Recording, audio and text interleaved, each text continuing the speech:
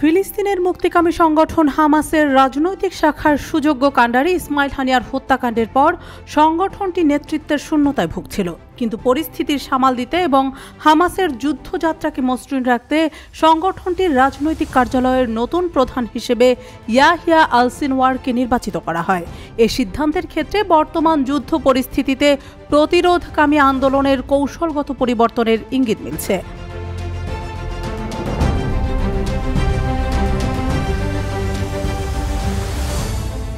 গত 31 জুলাই তেহরানে হামাসের রাজনৈতিক কার্যালয়ের প্রধান ইসমাইল হানিয়াকে হত্যার ফলে গাজা যুদ্ধে এই ঘটনার সম্ভাব্য পরিণতি, এর সঙ্গে সম্পর্কিত আঞ্চলিক দ্বন্দ্ব, এই যুদ্ধ নিয়ে আলোচনার প্রক্রিয়া এবং অভ্যন্তরীণ পরিস্থিতি নিয়ে হামাস এবং বহির্বিশ্বের মধ্যে নানা প্রশ্ন এবং উদ্বেগের সৃষ্টি হয়েছে।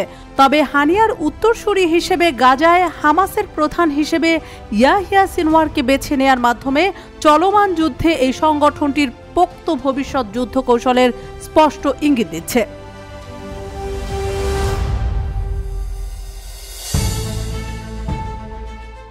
ইয়াহিয়া সিনওয়ারকে বেছে নেওয়ার পিছনে কিছু কারণ কাজ করেছে। যেমন, সিনওয়ারকে বেছে নেওয়ার বিষয়টি কেবলমাত্র গাজা এবং এর বাইরে প্রতিরোধকামী বিভিন্ন দলের মধ্যে কেবল সম্পর্কের ক্ষেত্রে অভ্যন্তরীণ ঐক্যই দেখায় না, বরং ইসরায়েলি দখলদারদের বিরুদ্ধে আরও শক্ত প্রতিরোধ গড়ে তোলার একটি স্পষ্ট বার্তাও দিচ্ছে।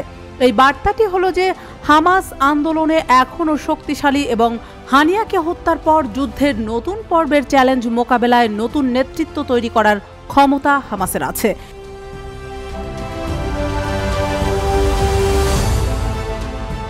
এখন ইহুদিবাদী হায়নাদের সিনওয়ারের মুখোমুখি হতে হবে, যিনি আল আকসা ফ্লাড অভিযানের প্রধান কারিগর হিসেবে পরিচিত।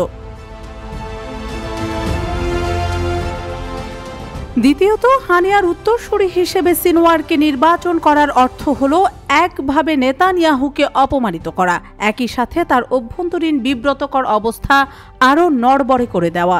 কারণ ইসরায়েলি সরকার হাজারো চেষ্টার পরও এখনো পর্যন্ত সিনওয়ারকে হত্যা করতে ব্যর্থ হয়েছে, যাকে তারা তাদের ধ্বংসের পেছনে প্রধান অপরাধী বলে মনে করে আসছে।